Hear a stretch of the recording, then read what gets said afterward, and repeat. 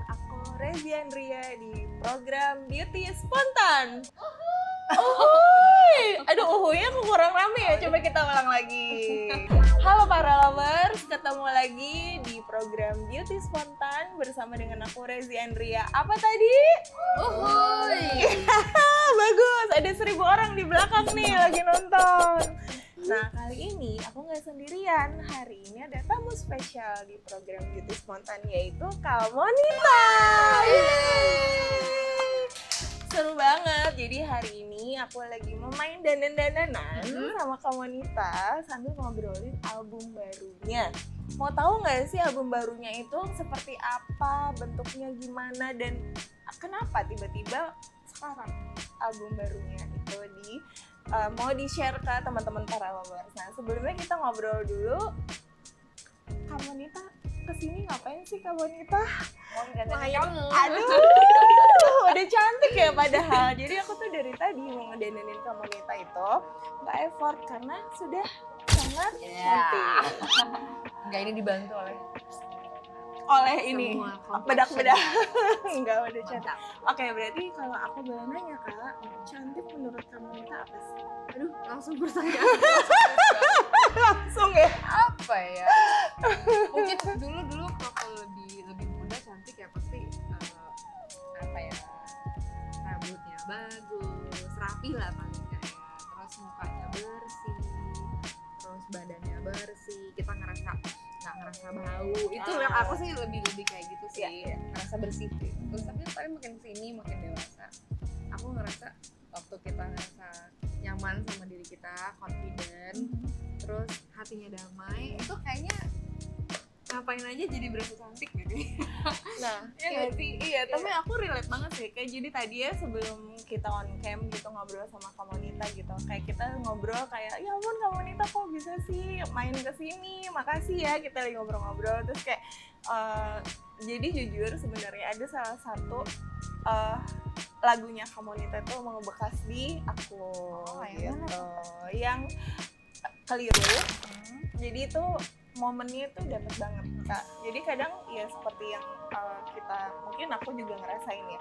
Kadang kita nggak tahu kita tuh healing atau kita tuh sembuh itu dari mana. Gitu. Nah kebetulan lagunya Kak Monita itu salah satu yang buat aku juga jadi ya mungkin Kak Monita nggak ngerasa gitu ya. Itu mungkin nyanyi aja lagunya kayak lagu lama di cover segala macam, cuman rasanya itu beda Kak.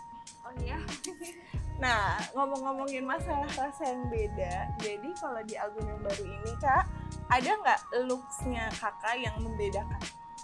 Oke, Dari kalau sisi beauty, make up dulu dari deh. segi makeup, kalau teman-teman menyadari, album pertama aku ada mukanya hitam putih fotonya, album kedua mukanya ketutupan dikit, album ketiga itu gambar muka aja, album keempat nggak ada fotonya sama sekali. Jadi makin mundur, gimana?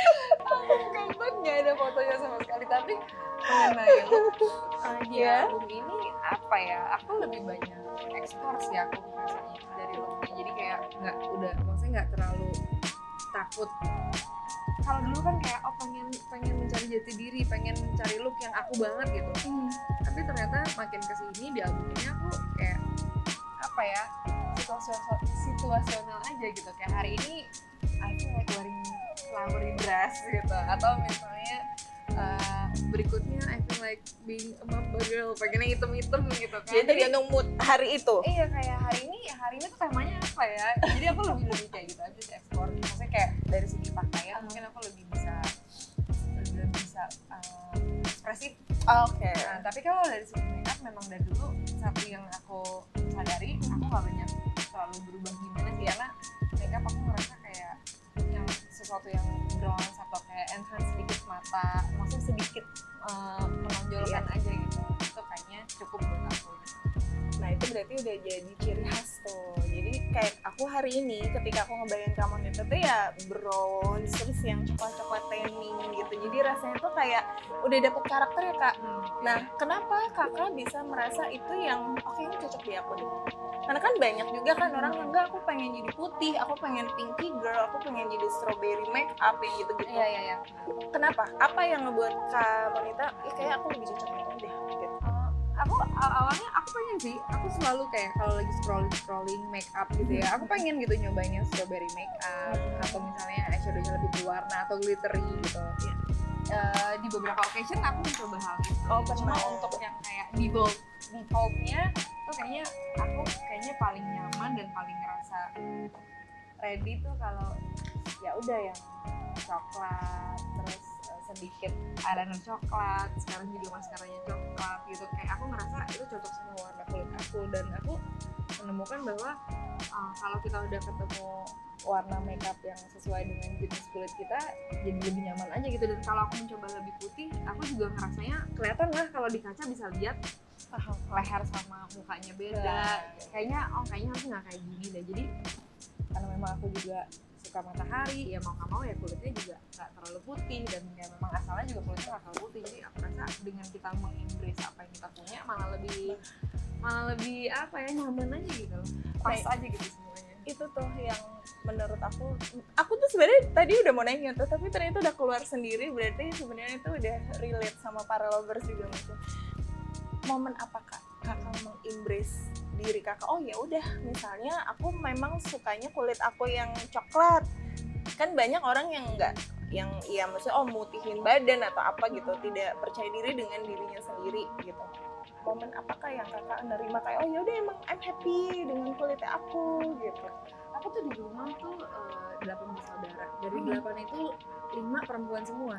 Dengan bentuk yang berbeda-beda, dengan warna kulit yang berbeda-beda gitu. Terus kayak ngelihat adik-adikku yang kecil-kecil, ternyata mereka tuh memperhatikan kakak-kakaknya yang cewek-cewek. Jadi kalau aku merasa kalau akunya mengeluh tentang apa yang aku punya, aku jadi bikin mereka juga jadi nggak mencuri apa yang mereka punya. Jadi kalau akunya juga nyaman, mereka juga kayak oh ya nggak apa-apa kok, mereka juga jadi confident gitu. Jadi sekarang ketika aku kayak melihat diri aku langsung ke mereka aja sih. Kalau aku bisa appreciate diri aku, mereka juga akan jadi remaja. Sekarang masih remaja kan. Berapa tahun kan bedanya? Jauh banget, hampir 20 tahun. Mereka sekarang masih kelas 2 SMA. Oh iya, jadi kan benar-benar ngeliat banget. Masih explore banget kan. Masih lagi mulai suka-sukanya dandan. Terus kayak mulai suka pakai blush on, mulai suka pakai makeup. Terus kalau aku dengar mereka bilang, aku jelek, aku tuh sedih gitu kan. Makanya udah kakak-kakaknya ini berusaha aja, untuk nyaman kok kita gini. Jadi kayak ya udah apa adanya kita punya ini, ya kita belajar untuk cintai apa yang kita punya gitu loh. Sejak aku ngeliat adik-adik aku mulai tumbuh dewasa, jadi remaja, aku menyadari bahwa self worth mereka penting banget. Jadi kayak orang yang terdekat yang akan mereka lihat adalah kakak-kakak perempuannya gitu. Jadi kalau kakak perempuannya selalu ngeluh, aduh aku gini ya, pasti adik-adiknya aku juga bakal ngeliat mereka jadi aware, harusnya gini ya gitu. Jadi kayak dengan akunya sama kakak adik-adik aku yang lain tuh juga nyaman dengan apa yang kita punya. Ternyata adik-adikku sekarang juga tumbuh jadi remaja yang kayak pede aja gitu. Nyaman dengan diri mereka gitu dan suka gitu. Sekarang jadi suka dandan, suka pakai baju yang lucu. Yang paling penting bersih sih gitu. Mereka tahu cara jaga diri. Jadi nggak harus merubah warna kulit, nggak harus merubah apapun, tapi udah bersih aja buat mereka udah confident. Udah pede. Berarti itu para lovers, jangan pernah merasa minder dengan keadaan kita. Yang penting bersih. Ya, mau segelap apa? Iya, betul. Nah, itu tuh Kak, ya kan? Kayak ini kita tinggal lipstick nih.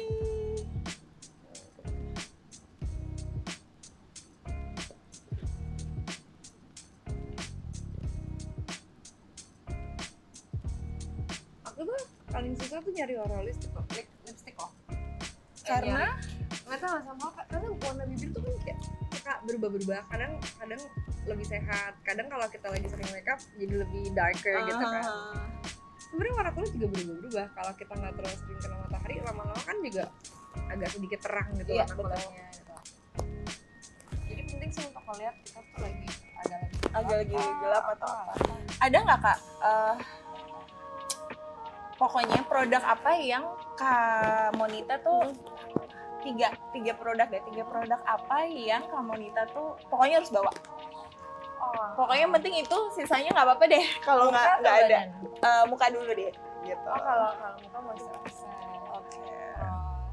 Terus lip balm. Terus apalagi yang selalu aku bawa ini sih bedak ya cuma kalau misalnya ada Kalau berminyak, gitu aja sih. bedak, lip balm, sama Moisturizer. moisturizer. Jadi itu 3 hal yang komunitas selalu bawa kalau dia kemana-mana. Jadi 911-nya ya Kak ya? Iya, iya. Gitu. Oke, nah dari situ Kak, menurut Kakak, kita ngomongin ini deh, sebelum kita ngomongin albumnya yang baru, kasih ini dong Kak, tips ke salah satu cara cepat Kamonita untuk cantik di saat oh iya misalnya mau ada acara, oke, apa yang dilakukan gitu. Kasih tips buat para lovers dong Kak. Kalau tiba-tiba ada acara gitu Iya, misal kayak lagi ini terus oh iya harus ada acara terus apa yang harus dilakukan gitu. Misal kayak misalnya yang penting bedakan sama Iya, lipstik iya, merah misalnya kan gitu Iya, kan iya, iya, gitu. iya. Kalau versi Kamonita tuh apa?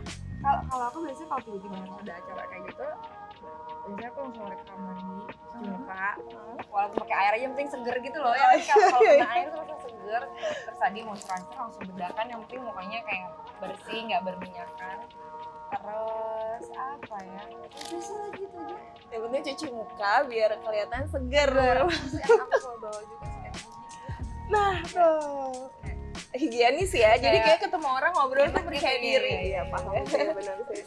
Nah itu tuh kadang kita miss ya Kak.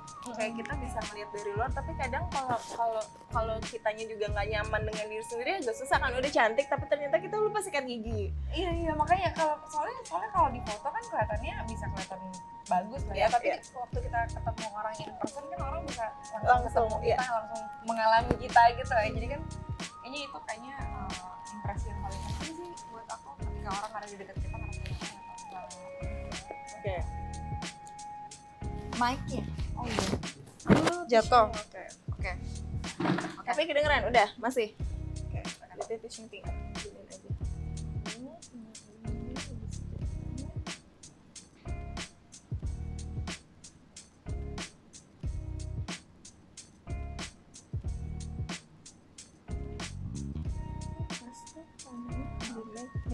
Iya. Oke, semprot. Yeay. Oke ya, on lagi. Udah. Oke. Nah, para lovers, ini selesai aku men-touch up, make up Kamonita yang sudah cantik luar dalam. Nah, nanti setelah ini kita akan kulik-kulik lagi album barunya. Nah, mau seperti apa ya kita ngobrol lagi setelah kita selesaikan make up. Bareng Kak. Biar segar tapi tetap natural. Oke, berarti kalau dari sisi makeup nih Kak, Kakak kenapa suka yang natural? Kalau menurut Kakak di album ini makeupnya sama aja atau beda? Apa ada kayak apa sih namanya tuh metamorfosa ya? Kosa. Ya. Untuk di album ini aku perhatiin jadi nanti bakal judul lagunya kan Merona. Dan ada satu lagu judulnya Theme Songnya Merona. Nanti akan ada video klipnya. Di video klipnya tuh aku ada 2 look di sini. Yang pertama somehow lebih gelap karena aku pakai baju warna hitam, tapi makeupnya lebih apa ya? Aku fokusnya ada di matanya smoky eye gitu. Oke. Terus di look yang kedua aku pakai theme color dari albumnya, jadi warnanya kayak burgundy, dark pink gitu, kayak dark pink gitu, tapi looknya tetap coklat natural gitu. Jadi aku ngerasa kayak ini cukup mewakilkan warna album aku sama apa ya persona yang mungkin yang pengen aku kasih lihat ke orang-orang. Jadi kayak feminine tapi nggak glamour. Jadi kayak feminine tapi tetap elegan tapi nggak glamour, karena aku mesti nggak terlalu suka yang Too much. Iya terlalu bling bling. Oke. Sesuai dengan taste-nya Kak. Jadi kayak pengen tetap ada feminine aja tapi nggak yang terlalu glamour. Jadi kayak glamnya tuh ada di musiknya itu sendiri aja. Aku pengennya tetap orang-orang fokus sama musiknya sih. Walaupun looknya memang tetap harus represent dari album. Sesuai dengan album. Nah Kak, berarti kan selain makeup artist, aku juga punya campaign Kak. Namanya Make Up for Healing. Makeup for healing. Iya. Nice. Jadi aku tuh percaya kalau salah satu cara perempuan untuk self love lah, jadinya adalah make up. gitu. Karena kalau kita udah bisa self care dengan diri sendiri dan self love, jatuhnya tuh bisa ngebahagiain orang lain juga gitu. Karena menurut aku kalau kita udah bisa bahagiain diri sendiri, otomatis tuh kayak embrace juga keluar juga vibes-nya tuh jadi positif gitu. Nah menurut aku salah satu caranya itu adalah make up gitu. Nah menurut kamu Nita, pernah nggak ada pengalaman juga yang ngerasa kayak oh make up tuh ya bisa bikin happy gitu diri sendiri, terus akhirnya tuh keluar tuh juga vibes-nya tuh jadi happy gitu. Soalnya sih, aku kalau misalnya kayak hari ini gitu habis di make upin terus aku suka hasil make upnya, aku akan kayak happy banget gitu loh, kayak ketemu orang juga iya, ayo aja kayak gitu. I still feel like myself but a better version mungkin of myself gitu kan. Myself but better gitu. Iya, Jadi kayak aku percaya makeup itu fungsinya bukan untuk mengubah, justru fungsinya tuh untuk memperkuat apa yang udah kita punya. Misalnya matanya udah bagus gitu, kadang orang pikir oh matanya turun, tapi mata turun bukan berarti gak bagus juga. Dengan makeup yang tepat justru orang bisa jadi ngelihat itu sebagai ciri khas gitu, oh matanya sayu gitu, matanya sayu tapi cantik gitu. Jadi kayak fungsinya makeup sebenarnya justru menonjolkan hal-hal yang memang orang perlu lihat dari apa yang sudah kita punya gitu. Itu cover up a little bit, misalnya kalau misalnya kulit kita lagi kurang sehat itu oke banget gitu. Cuma definitely bukan untuk merubah sih, karena aku awal-awal sering di make up waktu pertama kali nyanyi, aku tuh nggak suka sama diri aku sendiri karena mungkin make upnya mungkin waktu aku muda make upnya mungkin terlalu tua untuk umur aku saat itu, maksudnya terlalu tebel atau segala macam gitu.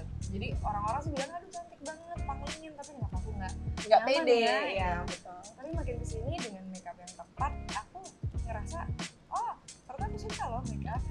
Jika makeup itu benar-benar membuat kita jadi apa ya, menonjolkan hal-hal yang memang harusnya kita tonjolkan gitu dari yang kita punya gitu.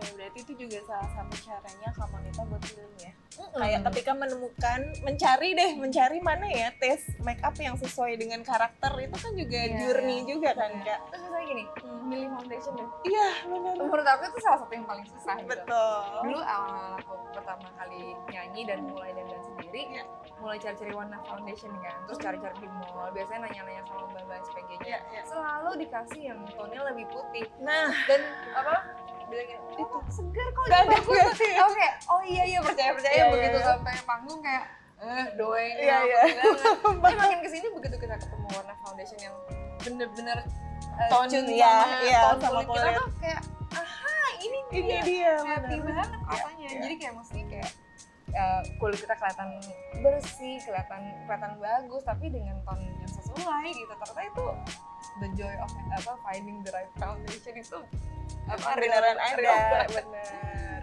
Nah berarti kayak hari ini nih Kak, kan selesai aku makeover nih. Jadi gimana nih para lovers, komen dulu dong, apakah makin cantik atau semakin glowing atau gimana nih? Coba nanti komen. Semakin glowing deh. Iya, amin. Terima kasih Kak. Nah berarti sekarang nih udah selesai nih kita make upnya. Sekarang kita mau ngobrolin albumnya nih, ya kan? Oke, berarti sekarang boleh nggak ini kita agak rapihin sedikit, ditutup, jadi lebih terlihat glowingnya kamu Nita. Berarti kita coba sulap Kak. Aku bisa sulap dengan bantuan editor kita. Ayo Kak, kita jentikkan jari kita supaya di depan kita ini hilang semua. 3, 2, 1. Wow, magic.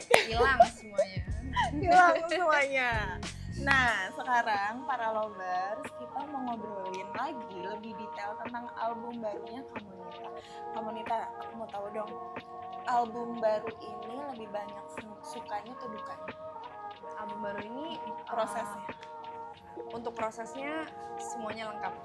Kenapa aku namain Rona? Karena buat aku album ini kayak satu keutuhan rasa yang kita punya gitu.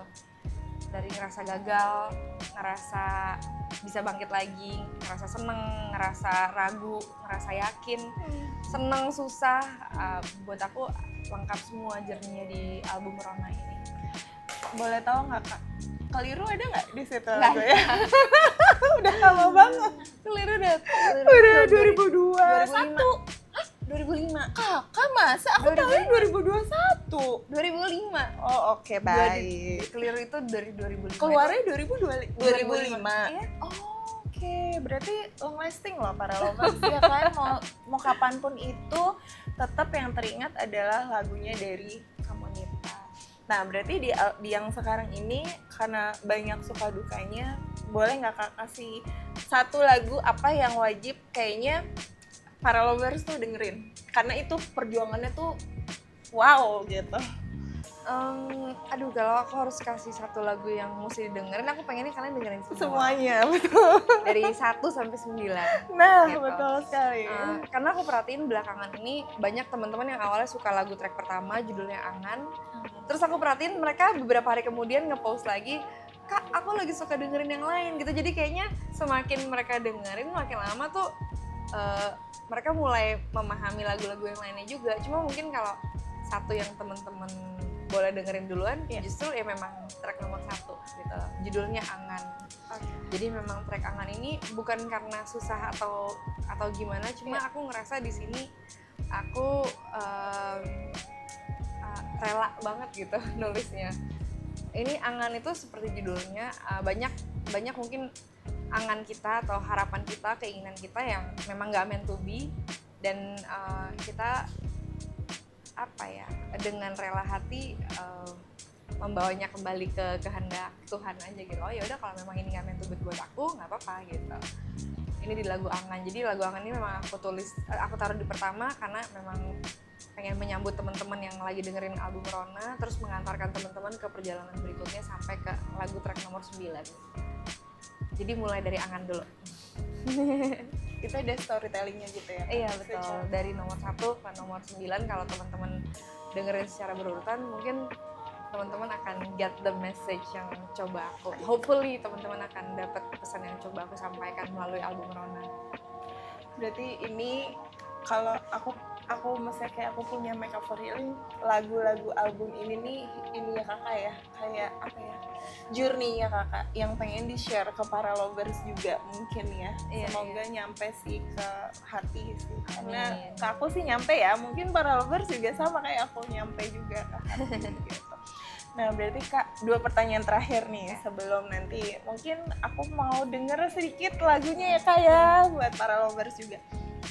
Gimana caranya kakak mengatur mood ketika kalau nyanyi kan ini ya, maksudnya kayak bertemu dengan banyak orang, terus kalau misalnya lagi sedih atau lagi apa, nah itu caranya kakak untuk oke, yuk bisa yuk gitu, itu apa? Apakah dengan makan manis gitu ya, seperti tadi kita udah ngobrolin gitu, atau ada ritual apa gitu? Sebenarnya ketika aku masuk ke dalam ruang rekaman dan harus merekam satu lagu, aku memang sudah memisahkan diri aku dari mood yang aku punya, karena mood itu kan unpredictable banget ya. Gitu. Sedangkan untuk kita menyanyikan sebuah lagu tuh yang dibutuhkan bukan mood tapi perasaan. Gitu. Emosi apa, rasa apa yang coba sedang kita ceritakan di lagu ini gitu. Jadi memang karena pengerjaan album itu intens, jadi misalnya satu bulan atau dalam berapa bulan tuh memang aku sudah mindsetnya aku lagi kerja nih, jadi mood yang naik turun itu udah otomatis aku kesampingkan gitu. Jadi aku fokus sama cerita lagunya, kayak misalnya tadi kita ngomongin lagu Angan ini tentang apa sih, tentang perasaan ikhlas gitu. Nah ya udah, aku fokus di situ aja. Jadi caranya gimana, dengan kembali aku baca lagi liriknya, aku dengerin lagi musiknya, terus ya udah aku fokusnya sama perasaan yang ingin aku bawa gitu. Emosi apa sih waktu kita tuh merelakan, mengikhlaskan angan kita tuh, ada emosi apa aja sih di dalamnya, ada sedikit sedihnya, ada sedikit pedihnya, tapi ada sedikit leganya gitu. Jadi aku fokusnya ke itu sih. Itu ada salah satu pengalaman kakak nggak yang ngebuat itu jadi sesuatu yang beda? Terus kadang kan kita ngerasain itu dari diri sendiri ya, kayak oh ya kayak aku pernah ngerasain ini nih, jadi maksimal gitu di albumnya gitu. Memang ketika kita menulis hal yang kita pernah alamin atau kita pernah rasain, pasti rasanya beda gitu. Memang semuanya bakal terasa lebih genuine gitu, ketimbang kita mengarang sesuatu bisa jadi bagus, cuma ketika kita pernah mengalaminya pasti kita punya perspektif kan, kita punya angle yang bisa kita ceritain mengalami, semua orang pasti pernah ngerasain luka gitu. Cuma pasti kan cara pandang terhadap luka itu beda-beda. Ada yang sudah sembuh, ada yang sudah lewat, ada yang mungkin masih tinggal di luka itu gitu. Jadi ketika aku ngerjain album ini, mostly mungkin sudah sedikit aku tinggalkan di belakang. Jadi aku ingat-ingat lagi aja waktu masih mengalaminya, waktu mencoba menghadapinya, sama waktu sudah bebas dari luka itu. Jadi akhirnya mungkin rasa yang bisa dituliskan jadi lebih kaya aja gitu. Nice. Terakhir nih Kak, kata-kata hari ini dong Kak.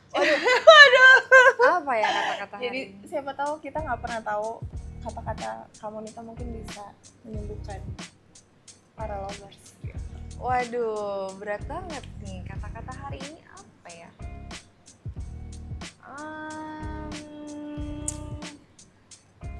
Dua boleh nggak sih? Boleh, 5 juga boleh Kak, silakan. Kita kasih langsung. Yang pertama, don't be too hard on yourself. Yang kedua, be kind. Kayak aja sih. Oke, sebelum kita tutup program Beauty Spontan bersama Monita, Kak Monita Tahalea. Tahalea, oke. Bersama dengan Kak Monita Tahalea, kita dengerin sedikit tipis-tipis lagu apa yang ada di album barunya dari Monita. Silakan Kak. Aduh, lagi yang mana ya? Mungkin Angan? Oh ya, boleh ya.